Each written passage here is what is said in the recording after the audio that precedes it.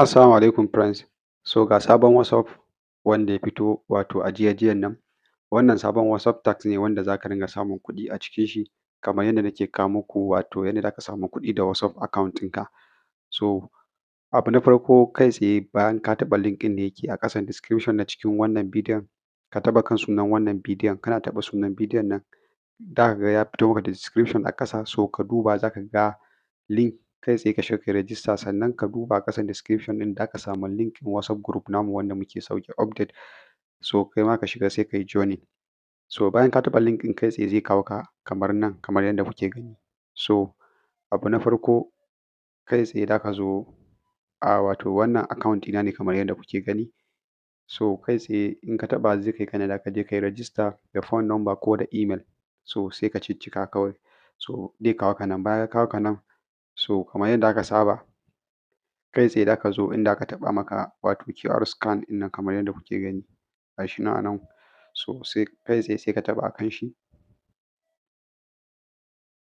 So kai tsaye za mu ɗan jira shi ya ɗan yi loading. So kamar yadda kuke gani bayan ya kawo ka nan wajen ga inda aka sa maka phone login a nan wajen kamar yadda kuke gani ga shi nan, so kai tsaye sai ka taɓa a kan shi. So bayan ka taɓa za ka zo ka sa phone number wayanka kamar yadda kuke gani, zan sa phone number wayana ta yadda zan yi linking wato WhatsApp account ɗina kenan. So kai tsaye sai ka taɓa inda aka sa maka get key ɗin nan. So bayan ka sa ka taɓa inda aka sa get key ɗin nan, so kai tsaye sai ka taɓa shi, sai ka ɗan jira shi ya ɗan yi loading. So bayan ya yi loading za su ba ka wannan code ɗin ga shi nan 777 ɗin nan, so su za ka yi copy wato a nan wajen kenan, su za ka yi copy sai ka shiga cikin WhatsApp ɗinka kamar yadda kuke gani ni ga message nan sun turo min. So kai tsaye za ka shiga cikin WhatsApp ɗinka, da wanda bai san yadda ake wato linking ba kai tsaye ga inda aka sa maka dot guda uku a nan wajen kamar yadda kuke gani ga shi nan wannan dot dot ɗin guda uku. So kai tsaye sai ka taɓa a kan shi, sai ka taɓa inda aka sa maka link device kamar yadda kuke gani ga shi nan wato link device, so sai ka taɓa a kai.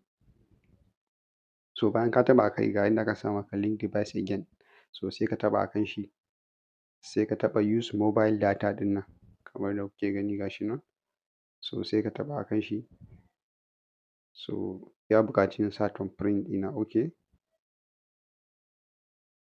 So a ƙasa ga inda aka sa maka link with mobile phone number, so kamar yadda kuke gani ga shi nan, so sai ka taɓa a kan shi. So sai ka zo ka yi pasting wannan lambobi guda takwas wanda suka baka a cikin shi site nasu, so sai ka ɗan jira shi ya ɗan yi login.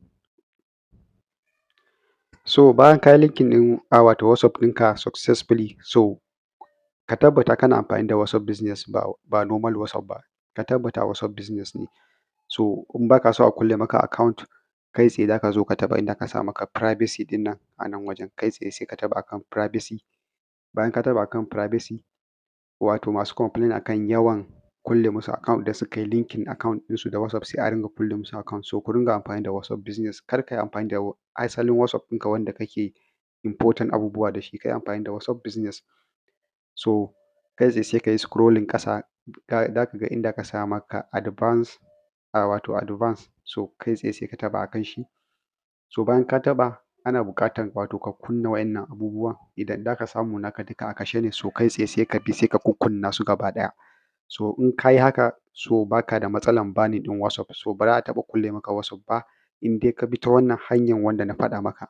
So normal za ka yi abubuwanka successfully, so kai tsaye bayan ka yi sai ka dawo wato asalin cikin shi website ɗin, so zai gwada maka ya yi successfully linking, already na riga da na yi linking account. So kai tsaye za ka zo kan inda aka sa maka home, okay, kan profile, so za ka zo kan profile za ka ga wato kuɗinka in ya ƙaru, in kuɗinka ya kai 3,000, the minimum withdrawal kana kaiwa 3,000, so insha Allah za ka yi withdrawal successfully. So kai tsaye muna taɓawa akan inda aka sa withdraw now ɗin nan zai ɗan buɗe mana, so za ka zo ka yi adding bank card ɗinka kamar yadda kuke gani a nan wajen ga shi nan, za ka zo ka yi adding bank card ɗinka, sannan kuna ganin minimum withdrawal ga shi nan wato 3,300 ga shi nan, wannan 7,875 ga wannan nan 4,000 kamar yadda kuke gani, wannan su ne In kuma kana da kuɗin da ya fi haka a ciki, so kai tsaye ka zo ka taɓa inda ka sa withdrawal all ɗin nan kamar yadda kuke gani gashi nan, sai ka taɓa kai tsaye zai